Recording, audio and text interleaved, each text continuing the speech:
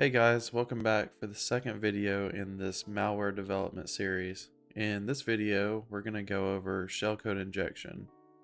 So we'll take a look at what shellcode is, how shellcode injection differs from DLL injection, and then we'll end with some shellcode injection examples.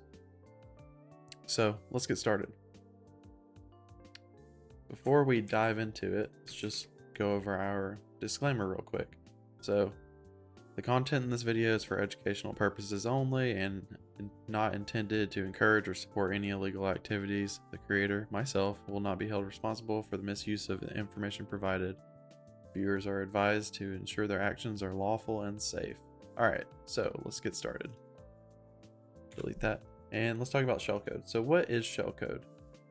Shellcode is essentially machine instructions in their hexadecimal representation, and it's called opcode. It looks something like this. So this is what you see when someone refers to shellcode. Each one of these hexadecimal values translates into a machine instruction that your CPU will understand. So it could be several instructions leading up to opening a command prompt window, or opening a calculator application or some other application, maybe a reverse shell. So why use shellcode over a DLL or DLL injection? Shellcode is much more portable than carrying around a DLL or a PE. It's generally position independent in nature. That's how you want to design shellcode. It's self-sufficient, and it should not generally rely on any sort of external APIs unless it itself has the means to call that API specifically inside of that shellcode. It's much less bloated than a typical executable. And so looking at this, it might look a little bit confusing, but just know that you don't actually have to understand what all of these hexadecimal values mean right now. Just know that it translates into a machine understandable language. And so I guess a quick example, let's think about this from, imagine that we're a mechanic and someone calls us and asks and says that their car's broken down on the side of the highway and they need us to come fix it. Well, when we go to fix that car, we're not going to bring our entire garage. We're going to pack up a couple of tools and head over to see what we think is wrong.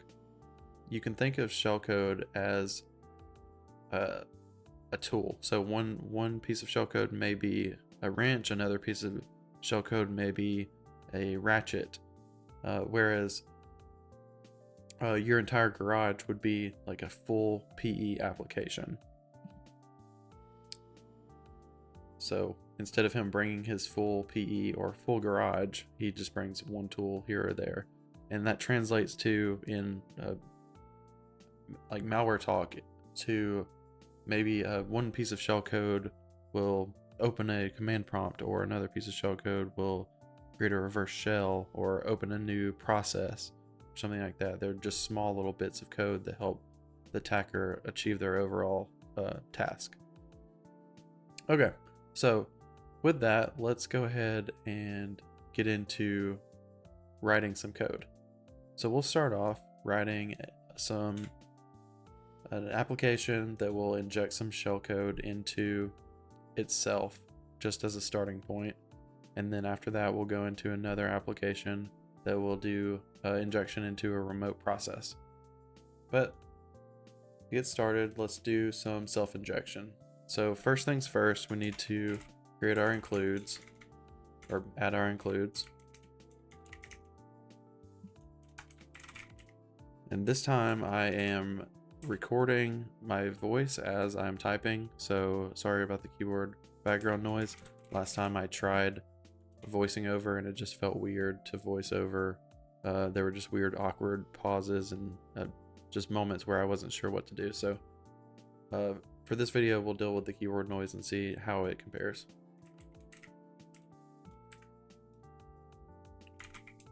So our entry point will be main. And for this, we don't need any arguments, so we'll just leave that empty. Now, first thing we want to do is generate some shellcode. I'm going to use Kali to generate shellcode. I have a Kali instance running, and I went ahead and SSH'd into it. I'm just SSH'd in because it's just easier for me to basically copy and paste across. It's just a cleaner solution for me. If you're interested in learning how to set up SSH in Kali and SSH from your Windows machine, I'm sure there are plenty of videos on YouTube, and maybe I'll make one if there's enough interest. Just let me know. So we'll use MSF Venom, and with that, -P is for the payload that we want to provide. We want to use Windows x64 because we're targeting 64-bit process, and exec for execute. Then we'll pass CMD, and for CMD we just want to open calc. We'll just open a calculator app. And finally, the format we want C because we're writing in C++. Press enter on that, and it'll take it a minute to generate. But what we get in return is we get an unsigned char variable buff with our shellcode. So let's just copy that, paste it over here. I know this may look confusing, may look a little bit overwhelming, but you can essentially just ignore this now. Just know that this shellcode here opens calculator, and that's all you need to know. Word of advice before I go any further: if you do use the code that I upload to GitHub, I would recommend removing this shellcode and generating your own shellcode. It's just generally good practice to regenerate or recreate your own shellcode, just because you can look at this pretty clearly now and tell that like you probably have no idea what any of this means. So better to be safe than sorry and generate your own, because for all you know, there could be some bad juju in here that's going to compromise your own computer. Okay, so moving forward.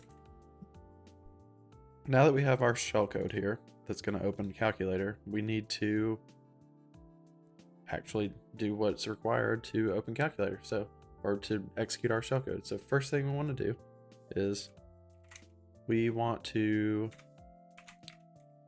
allocate some memory space to put our shellcode into. So do void exec will be our variable, and in our variable we'll call virtual alloc to create that to allocate that memory space.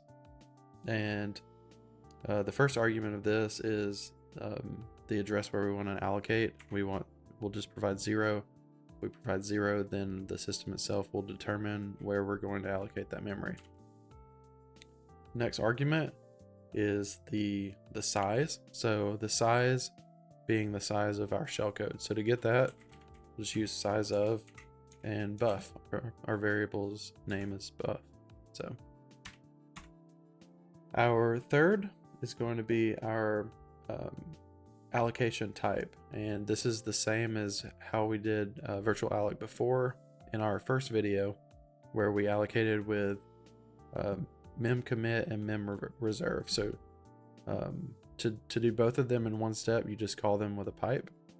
So mem commit, mem reserve. And for our last argument, when we're allocating a dynamic memory, our parameter must either be page read write or page execute read write. We could do page read write to it and then make this memory space executable later, but just to speed up the process, we're just going to make it execute read write. That way we don't have to adjust permissions later on. So page execute read write. Then we will close that, and let's fix this.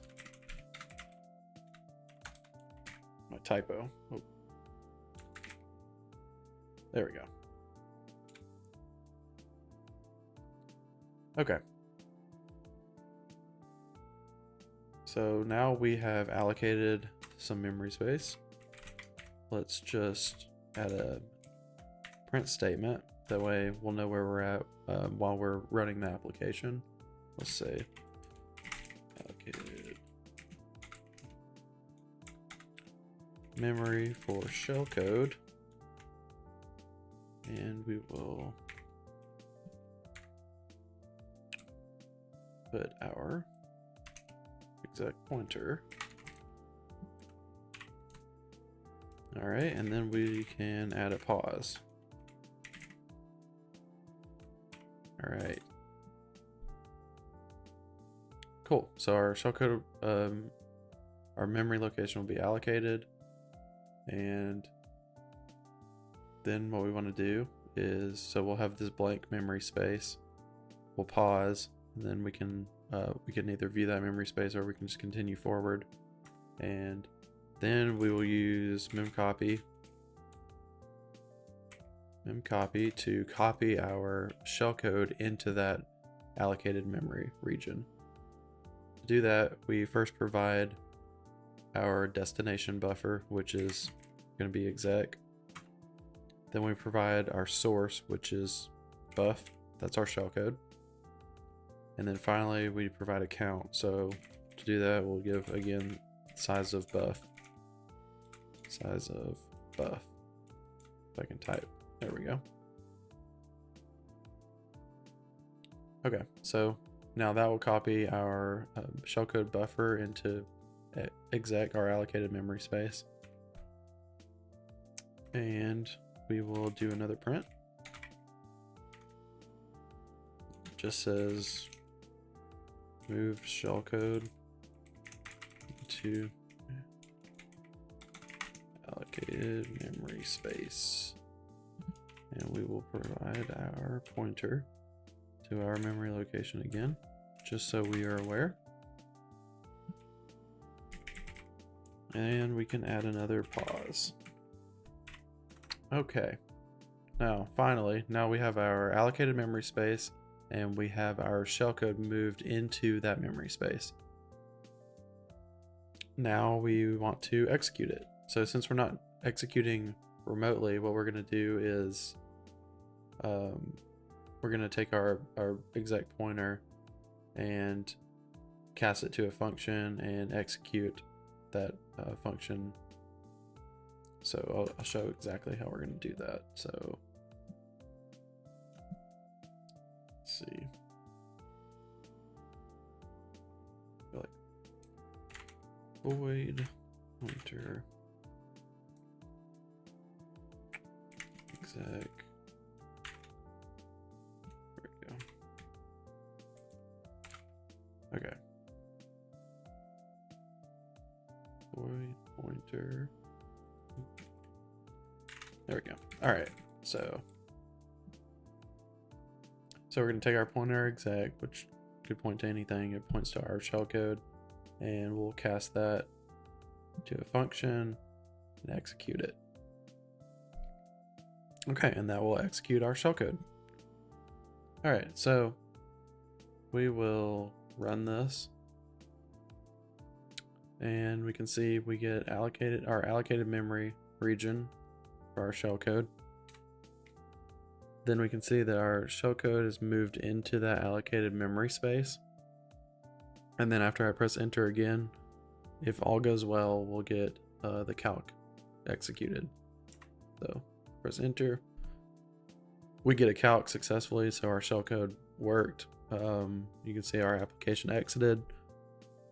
And that's exactly what we want to see. Awesome. Okay, so let's hop over here now. And let's add a new project. This project we will make an empty project, empty C++ project, and call it, just call it shellcode inject.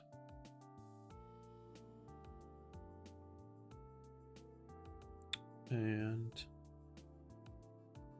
we'll name it shellcode inject. Okay, so we'll use the same shellcode that we used last time, and this time it's going to be a little bit different because we're targeting a remote process. So we'll use, instead of virtual alloc, this time we'll use the extended version of virtual alloc. So virtual alloc ex. We'll use write process memory instead of mem copy, and we'll use create remote thread to kick that shellcode off. So get started from the top. We want to do our includes again. We still want to include windows.ih and include iostream so we can print. Then main, we want argc, argb,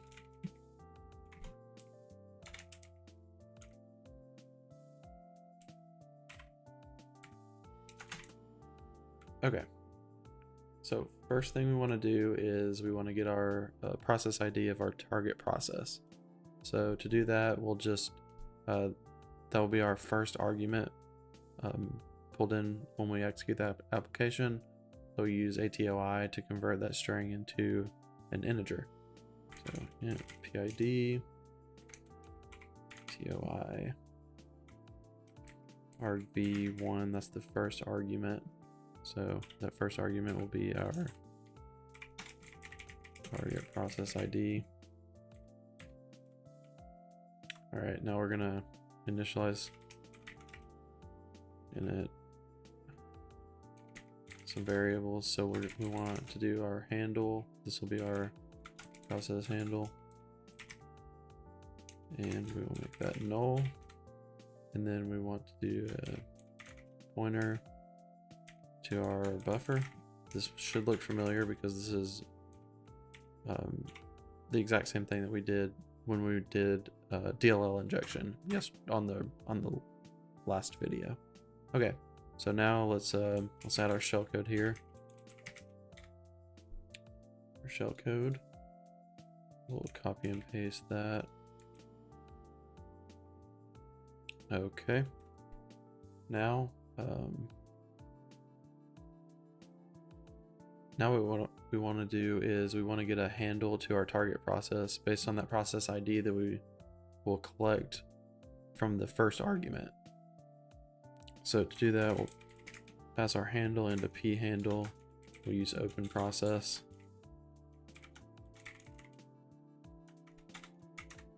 And open process takes 3 arguments or 3 parameters. The first parameter is the access rights to the process. We're going to use process all access, and that gives us all possible access rights for that process object. You can definitely get more granular on this, and it is a good idea to get more granular. But for the sake of what we're doing, we don't need to worry about it. So process all access. Next, this is a Boolean value.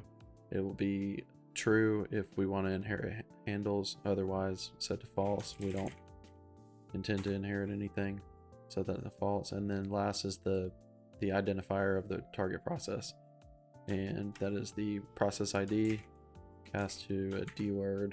So dword PID, and there we go. Perfect. Now we'll end that with print. Maybe. There we go. Let's just go handle to PID. Let's drop the PID here. So this will be an integer.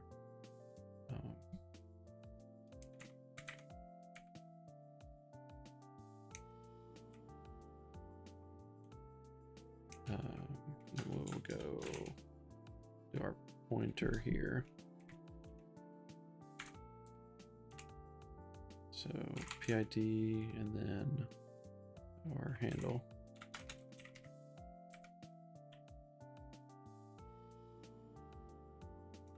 Okay.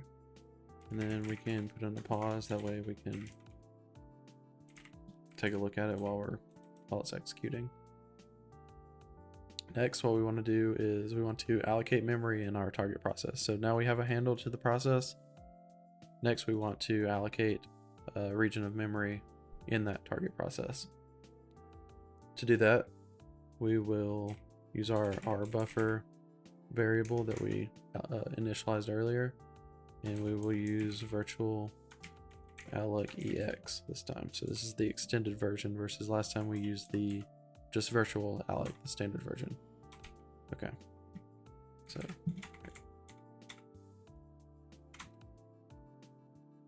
okay, so the first argument is the handle to whatever target process. So we pass it p handle. That is our handle to our process. Next is the address of the memory region. Otherwise, we provide it null. We'll provide null because we don't care where it's allocated. Let me fix this typo. There we go. Okay. Next is the size of the memory region to be allocated. To get that, we'll use size of buff, which is our shellcode buffer. Now we want to set our memory, or allocate our committed pages. Reserve and commit the page in one step. So as we did before, we use mem commit and mem reserve. And then finally, we want to set our protections. And for this, we will use page execute rewrite. Just a side note, in a later video, I'm going to go over permissions more and how to approach some of this stuff in a much more stealthy way. Page execute read write, for example, is a huge indicator that something malicious has probably happened, because it's not standard to have execute read write permissions. So we'll look at that in some of the evasion videos later on. So now we have our allocated buffer. Now what we want to do is we will first do a pause, and then we want to write our shellcode into that allocated buffer. So we use write process memory. Our first argument is going to be the handle to our process, so p handle. Scroll this down some. The next argument will be our buffer, our empty buffer that we just created, so that it's our buffer. The next argument, or the next parameter, is our actual shellcode, so just give it buff. And now we need to provide it the size of our shellcode, so size of buff. And then finally, a pointer to a variable that will store the number of bytes written. We don't care about that. We'll just write null. Okay, and let's print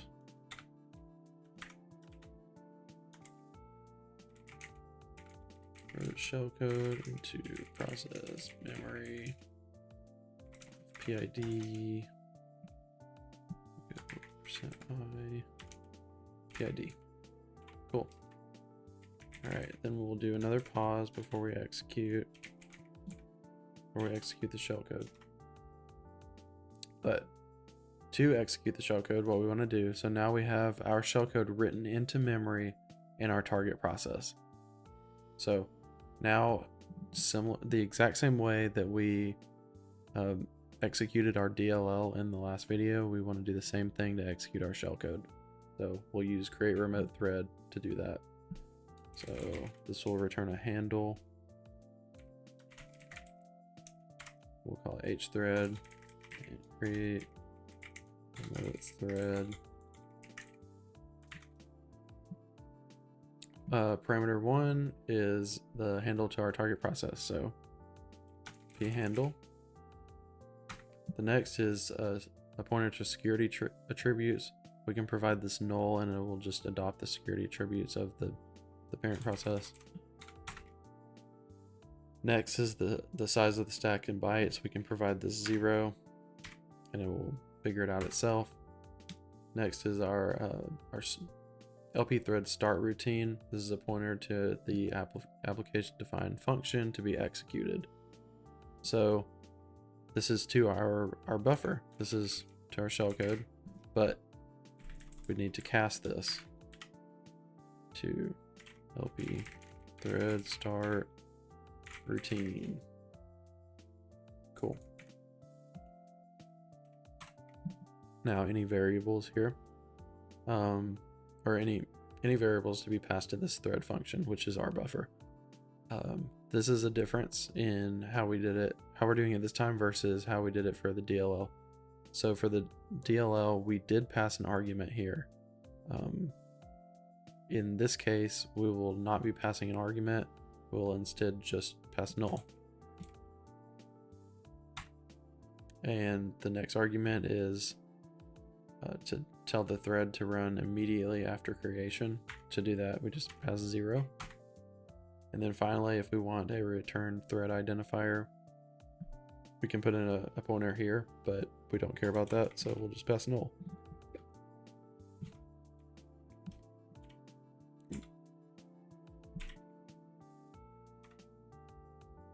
And we can, just for completeness, we'll print remote thread P created in PID. We'll give our PID there. So this will be our thread pointer and then our PID. We should know our PID by now because we will have printed it several times. Okay. And just to finish off the application, what we want to do is close our handles. It's always good practice to close your handles. Close handle. We'll close our handle to hthread. Then we'll close our handle to phandle. And then return 0.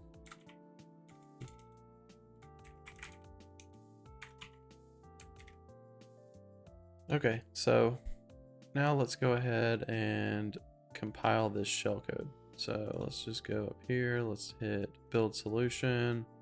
All right, so I just built it already and messed up executing, so I went back. So everything's built, you can see everything is up to date. So we'll hop over here in PowerShell. I will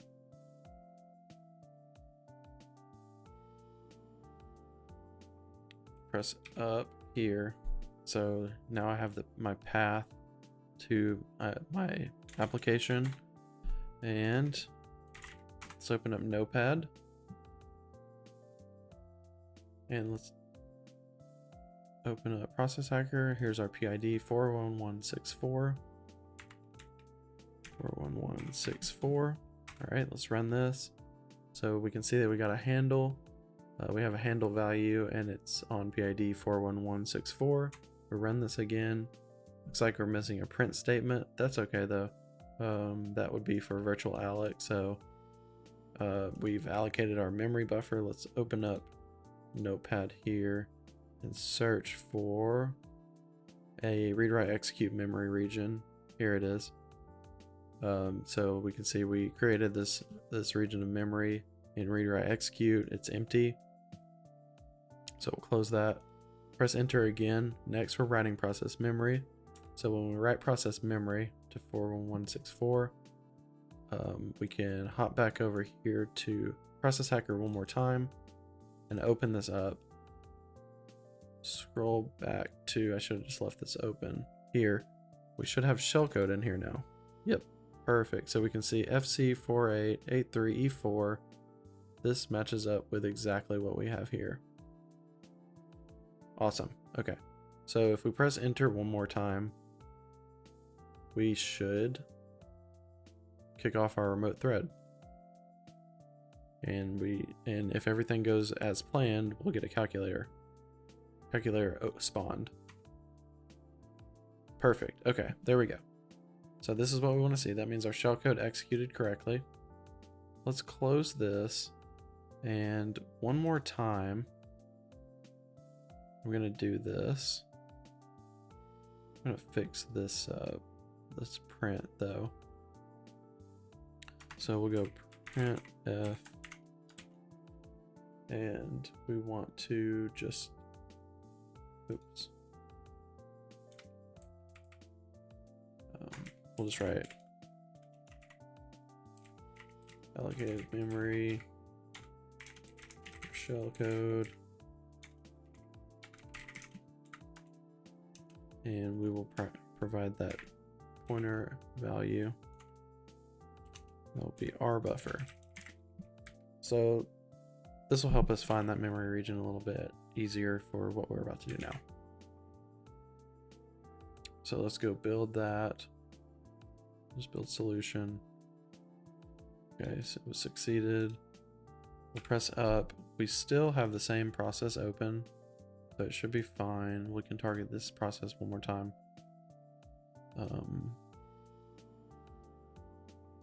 33048. Okay. 33048 is our PID, so we'll target that. You can see we got a handle and a handle value. Now here we have an allocated memory region. Let's take this. Let's go open x64 debug.